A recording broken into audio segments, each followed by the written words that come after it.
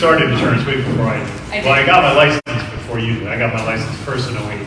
Yes. Obviously, you're way too young for your license in early life. But we started really dialing together here in Norwich, Oakville, Oakdale, whatever that, Gales Ferry, whatever that office was. So, yeah. So Marissa would always walk in with this gigantic piles and piles and piles of leads. Totally, in my opinion, disorganized. She had a system. My own system. But we sat in that gigantic cold office there at Gales Ferry, and it had leaks and everything else. But we had fun, and we got some appointments booked. So Marissa is gonna whatever the right fancy word is, work with these guys on Hall of Fame and talk about that. So if you guys are in Hall of Fame, Travis, everyone else, come on up, please. Okay, Freddie, come on up, Gary.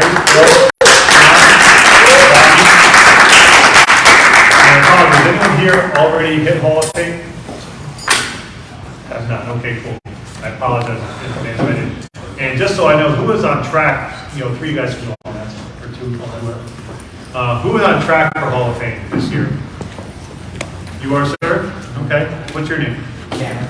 Cameron? Nice to see you, Cameron. Oh, I met you. I'm sorry. Well, I met you through, yeah. And Drew, you're on track. Okay, cool. So if you need people, talk to them as well. Absolutely. Right, cool. Thanks, guys, for helping out. Afro's on track. She didn't put her hand up, but she's going to hit it. Guys, well, pleasure and an honor to be up here with such an amazing group, and also speaking in front of such an amazing group is always just an honor and a privilege. So we have, 6 Hall of Fame producers up here, 7 with myself. We're going to go through some quick questions, but first and foremost, all 6 of you guys hit Hall of Fame last year, is that right? Mm-hmm. And if you don't mind, let's quickly run around, and let's start with you, Freddie. How many families did you help last year? 455. Awesome. How about you, Travis? 411. Awesome. John? Freddie did more. Freddie did 511. Not 451. He did 511. 511. Yeah.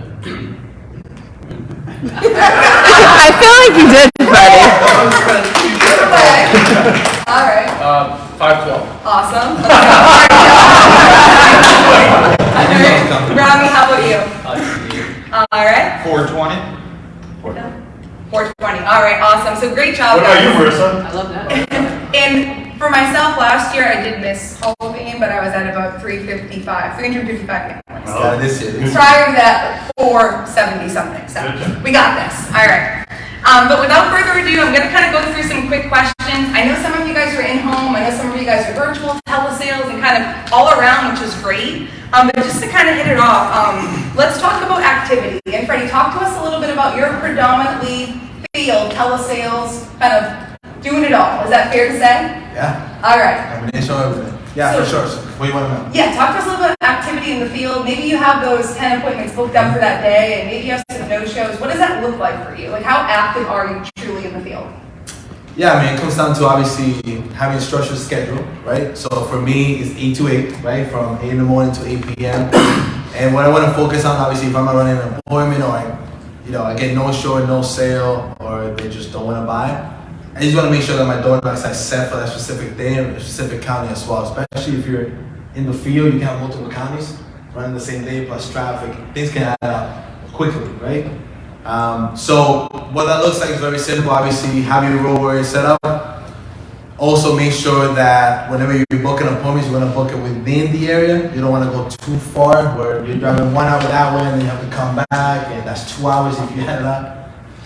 And then obviously you don't want to think things. So obviously having door knocks set up gives you the ability where you're not overthinking the process, and you're just going from house to house to house or family to family to family, and obviously implementing your breaks in between. So.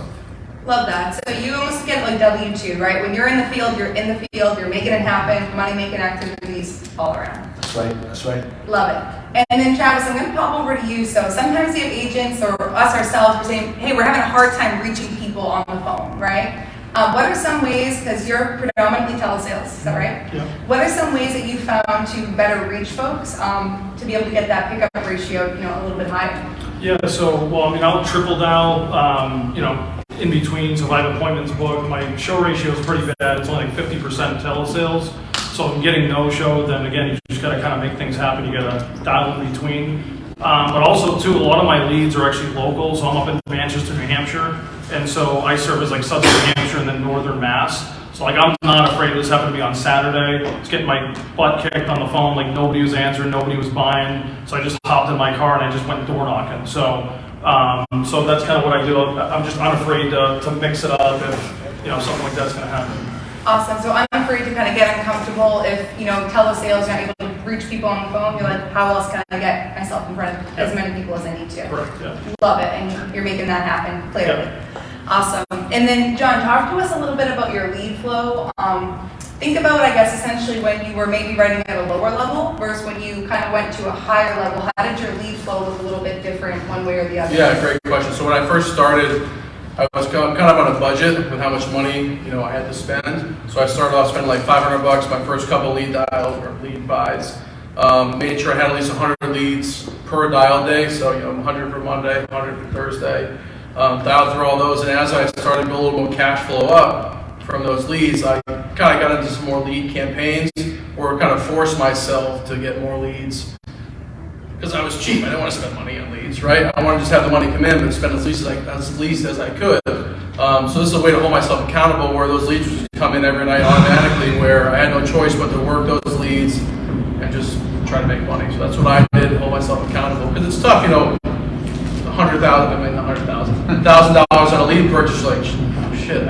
This is a lot of money when you're first starting out. You're making $1,000 every 2 weeks at your previous job. You're spending that all in one shot there, but as I got better and everything, I made more money than I spent. So that's what we want to do. That's all I got. So you're able to kind of move that for trading Correct. time for money, money for time, Yes. right? And I think that's kind of what we're all here for in essence and in longevity. So awesome. Love it. Thank you. You got it. All right. And now, Rami, let's talk about some important things within that financial inventory. So I always talk about in every single home, you should be using that financial inventory. If you don't know what that is, please find out ASAP. But with that being said, Rami, what are some things that you feel are important to point out throughout your financial inventory in your in-home process? So the few important things, guys, for the Help Me Hit Hall of Fame, and during my inventory, was making sure that I understood that, again, I'm going to help that family and really focusing on the income, and I mean that. So if there's a two-income household, you have to explain to that family that they're on a two-income budget, not just one. So if they try telling you that they don't need the coverage or it's too expensive, in the event that person passes away, say, if this bill is too expensive, then all of your bills are too expensive, because you can't afford your bills without this person being here. So in the inventory, you want to take your time and ask the right questions. You want to ask probing questions. What does it look like, Bob, when you pass away? Mary, what does that actually look like for you if Bob did die yesterday? Let them answer that. I ask that question verbatim every single time, and I let the family answer. They're going to answer how they're going to answer, and it's our job to kind of find a problem with our financial inventory and then find a solution. Look at that inventory like a Swiss Army knife. You can do so many things with it by asking the right health questions, by asking about their future retirement, where do they save money, things like that. So that's what I did recently to hit Hall of Fame, was really utilize the inventory by asking the proper questions. Awesome, love it. And if you don't mind, Gary, will you lean a little bit into that as well? Kind of some important things that you find within your financial inventory that you can kind of leverage in your process? I think a lot of it too is you got to kind of find the why, find the reason why, what their income is, and kind of adjust accordingly on that. And kind of just like Rami is, you can afford it now, you're not going to be able to afford it when something happens to your spouse, right? So I think the importance of it is definitely digging into the why, figuring out why they need it, right? Because everybody can afford it, it's just whether or not they choose it, right? How many people have Netflix, how many have all these other income, all this stuff that they don't need? You gotta find the reason, find the why, that's the most important thing, I think. Absolutely, I love that. And kind of just to piggyback off that, Gary, will you talk a little bit about being proactive versus reactive in your process? Okay, so what do you mean, like as far as? Objections. Oh, objections.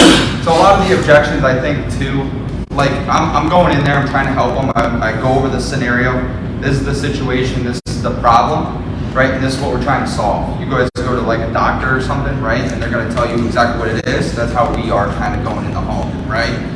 They're not going to ever question the doctor. You're not going to tell, oh, well, I'm going to take this and not this. That's what, you don't tell a doctor that, right? They're going to tell you what it is. You're going to say yes and agree, right? That's kind of how you want to present in the home too. Got to be assumptive. If you're the one going in there, if you're the only one with a license, you should be the only one telling them what to do, right? Kind of not let them tell you what they're going to do. So Love that. And I think that that's important. You go in there, that doctor-patient mindset. And Yeah. I know when I was younger, like I came into the insurance industry, I was 20. I was like, I'm going to go into, 50, 60-year-old, folks' homes and I'm going to tell them what they need. Well, yes, because I had the license, right? Yeah. And once I realized that, it kind of flipped a lot for me. Oh, yeah, definitely. Awesome. Thanks, Gary. And then, Phil, will you talk to us a little bit about what it looks like on your end, being proactive versus reactive at the end, instead of, if I tell you I have to think about it, how are you going to avoid that at the beginning? I think people confuse objections with, no intent for the sale or they're not Concerns. Yeah, and I think those are just objections are really beneficial to a sale because that's the client being vulnerable and expressing what is important to them, and they're actually giving you like another chance to kind of redeem yourself if you didn't proactively handle it. So, really listening to the client's needs and the objection, not trying to talk right through it, trying to hurry it up so you could answer, not sounding scripted, to really just understand, even ask a question to the client regarding their objection, so you can really make it look like you are concerned with addressing it. I think is huge, but also like Gary said, handling it up front, expressing who you are, building credibility with whatever you have present. Whether it's going to the state of Connecticut or whatever state you're in, the website, pulling up your information. You don't know what it's going to be important, it's going to resonate with that client. So by doing all the steps all the time, that's how you eliminate that future objection. Don't say, oh, I don't think this client needs it, I'm going to skip it this one. I'm a little behind right now. I'm 2 hours late to my next appointment. I'm just going to hurry up. That might be the sale that you're sitting with. That might be the biggest one of the day that you need to month. Don't rush that process. Handle all that up front. Absolutely, and I love that. Just to kind of piggyback off that, like I think what all of you guys said kind of in this regard was you have to care about the client, put the client first, right?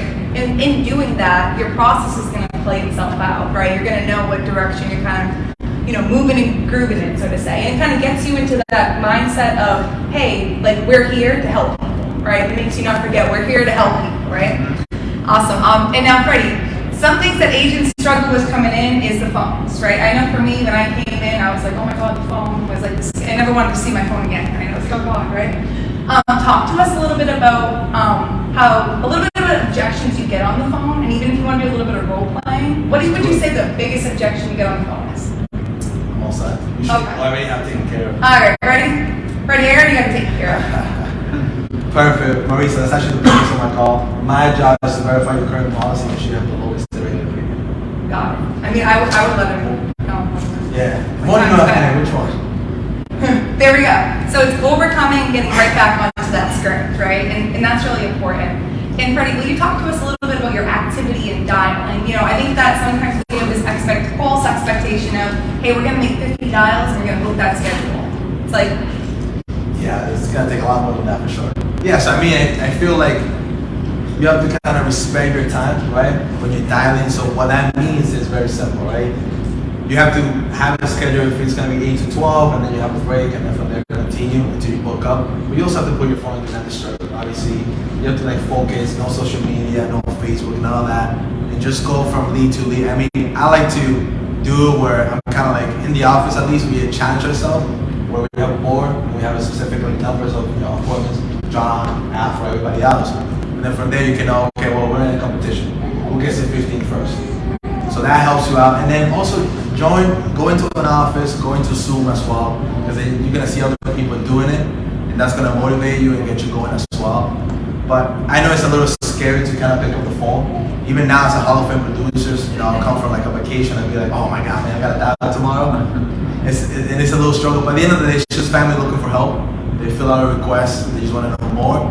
They're a little confused and they just want your assistance. So you just have to show up and help them through the process. perfect. So pretty much any objection you're going to get on the phone, it's like, okay, no problem. That's It's a little exactly what I'm excuse. calling. Yeah, it's- Perfect. At the end of the day, they think first you're a telemarketer. Okay. Number two, they don't think you're actually real or nearby, you're not local. And once you can overcome that objection, kind of let them know where you're located and all those different things, and kind of tell them what your role is in regards to that form, everything else gets a little more clear. Absolutely. Yeah. Love it. Anytime. Perfect. And then Travis, you were in-home predominantly, right? And you moved over to telesales. Talk to us a little bit about what that schedule looks like, because you're helping, what, 60 families a month, 40 to 60 families a month? I think 30, 40 a month. All right, Travis is very humble up here. I appreciate that, Travis. 30 to 40 families a month, all through telesales. Yep. So talk to us a little bit about that schedule. You know, the schedule of a Hall of Fame producer doing predominantly telesales. Yeah, so it's similar to like, I guess, in-home, you know, because I started in-home, Monday was dial day, right? You basically get in the office at 8 a.m., dial your appointments until you had your, 15 for the next 2 days, and you run them. And then when you're running your appointments, you're door knocking in between if you're missing, right? So telesales is very similar. The only difference is like every day is kind of a dial day. So now all of a sudden, Monday through Saturday is basically a dial day. So again, hours is kind of the same. Like you're starting at 8, you're just basically dialing. Now usually what I'll do is, because what I find with telesales is, like for instance in the field, right? If it's a Monday and I book an appointment for Wednesday, they're likely to show. If you book a telesales appointment for Wednesday, it's like good luck with that. They forget about you. So usually what I'll do is, you want to dial in the morning to set up your evening for appointments that evening or the next day. So for instance, if Monday morning you're coming in, you're basically dialing to try to book appointments for that night or Tuesday. If someone can't meet like Monday night or Tuesday, I'll just let them know, hey, no problem, I'll circle back around, we'll try you once I get my schedule out for the second half of the week. And I don't put them on the calendar, I'll just basically mark them as talk to, and then we'll try them at a time. Love it. So you're looking at a 24, 36-hour window, right, to make sure you have those appointments in, because you have that you have that lower no-show rate. Yeah. Love it. Okay, perfect. And what would you say is the biggest change going from in-home to telesales that you saw? Yeah, I think in telesales they trust you less just naturally because there's something about when you show up at someone's door, they let you in the house, they feel like the physical energy of another human being, right? Whereas on the telesales, you don't have that at all. So I think really kind of building trust, really taking time to explain who you are, how this process works. I mean, that's probably the biggest thing. Because early on, I really struggled with getting good production just because, again, I couldn't wing it when I was new in-home just because they didn't know me. So just credibility, making sure that they know that you care, they know why you call, things like that. Awesome, love it. And tell us a little bit of what that sounds like, building credibility. Yeah, so at the beginning of every appointment, I actually send everybody a copy of my driver's license and my insurance license before the call starts. And I always ask them, so if I got you on the phone, I'm like, hey, Marissa, a moment ago before I called you, I just sent you my credentials over in a text message. Did you receive that? And then they usually say yes. Somebody's like, oh, I haven't checked my phone yet. And I'll be like, hey, would you mind just checking your text? I'm required to show you that way you know who I am. And then I won't start the appointment until you know who I am. Reason why is look, if I'm willing to share my information with you, there's a good chance when I'm starting to ask for, financial, medical, social, and the app banking info, you're a little bit more at ease because now you know I'm a real person. Absolutely, I love it. And I love how you send it right before, that way it's eyes on it, I need you to see it before we get going, building that credibility up. Love it. And then, John, talk to us a little bit about post-close. After you're done, we all know that sometimes people will fill out more than one form for life insurance. What does that look like to make sure no one's going in behind you? Yeah, no, that's not good. We don't want that. I leave with all my information. I have a little sheet that I fill out with their policy, the company name, face them out, a little note about me. It says if anyone tries to call, so cancel worthless policy, try to fix it, say it isn't what it is, call me immediately. I'm their guy for life. I always take a picture of them, save a number on their phone with the picture. Just try to make them realize that I'm their guy no matter what. Love it. And what do you think saving that selfie in their phone does, psychologically, for you and or the client? So I just, leave saying, okay, I guess this means we're family now. So right. You're not gonna break it down. Yeah, exactly. Love it. Yeah. Okay, cool. So you're by the time you leave, they know that you're their guy. Yeah, for insurance, all the clients come fix a light bulb, whatever they need. Whatever they need, even for the light bulb. Yeah. Love it. That's why you're in Hall of Fame. No, I'm only kidding. You don't have to fix light bulbs in the Hall of Fame. All right. And then, Brownie, talk to us a little bit about how we're kind of being order takers versus sales and kind of how that's set up on the front end. Yeah, so it's kind of similar to what you're saying. You don't have that doctor-patient mindset, which basically means that they may tell you what they think they need, they may tell you what they think they want, but it's our job to actually tell them what they truly need, how much coverage they need, whether it's going to be term, whether it's going to be life. And as well, you can set up those objections in the beginning by doing your rules of purpose. So what that is basically is going to cover all the objections, whereas I can just shop around, I gotta think about it, or I don't need to do this right now, let me talk to my wife. You're basically nipping the objections ahead of time. If you guys do that in every single home, you set the proper expectation, you're going to easily be able to help that client. If you don't do that, you're going to struggle, because when you tell them that, hey, I think that, you know what, Miss Mary, you don't need the coverage, but Bob, you do, and Miss Mary does truly think she needs it. If I didn't do a good enough job painting that picture in the beginning to make her understand that, no, Bob only needs the coverage. The primary income earner, he's on the loan, he's the person that if he dies, we need to take care of his finances and his income. If she doesn't understand that picture, then it's going to be a really tough sale per se. So I use that and ask her the right questions to paint the proper picture to basically set it up. Love it. So you're doing front end first, back end, you're trying to fight back, hey, this is what you need, then you become the sales guy, right? Yes. Love it. And then, Gary, will you talk to us a little bit about, same thing, post-close? I think that's really important, because we can go in, we can make the sale, or we can be on the phone, we can make the sale, but if we're not keeping that client for life, like, it's on our client for life. Yeah. So whether it's a little bit in rapport at the end, whatever it might be, talk to us a little bit about that. So I kind of do the same thing. And we all do pretty much similar things. And by the way, that's the point, guys. Yeah. It's like, it's universal for a reason. It's working for everybody, right? Mm-hmm. And it's simple. So a lot of it too is obviously you're building enough rapport. When you go in there, they just kind of want to feel that you actually care for them. If something, God forbid, happens, that family calls you, the son, daughter, they call you, they know you're going to be there, right? So a lot of times too, I'll leave like a policy summary slip, which kind of says the same thing as like John talked about. It's going to say, if anybody calls you, please give me a shout. If they tell you that your policy isn't what it is, give me a shout, call you, same thing, take a picture, the whole nine. Make sure you save your phone number, the picture on the phone, so when you do call, they're going to see your face, kind of like get a smile out of it, and then, they're going to know it's you. So they just want to know you're real, right? At the end of the day, you're going to be there. You're not, you actually care for the family. You're not there for just a sale. When people feel that, right? When you're weird, they feel weird, right? So they kind of feed off of your energy. If you're going to be there and you're actually going to care for them, they're going to feel it. So. Love it. Thanks, Gary. Mm-hmm. And then, Phil, you talk to us a little bit about exactly that consistency and schedule and how that really kind of takes a play in if you're wanting to hit Hall of Fame. Yeah, of course. Being consistent is the biggest factor in being successful. But it's also the hardest, and that's why you don't get one without the other. So staying consistent, make sure that you can rely on your process. You don't rely on feelings. I don't feel like doing it today. I don't feel good. But when you rely on your process, which is to be consistent, then you don't have any other. There's no way to get out of that. You stay on it. Being consistent in the home. If you're going to save your information in someone's phone at one house but not the other, it's just like I said before, you don't know which one is going to call you 10 times with 10 referrals. Making sure you do all the steps all the time is valuable. Post-close, if everybody should have a digital business card.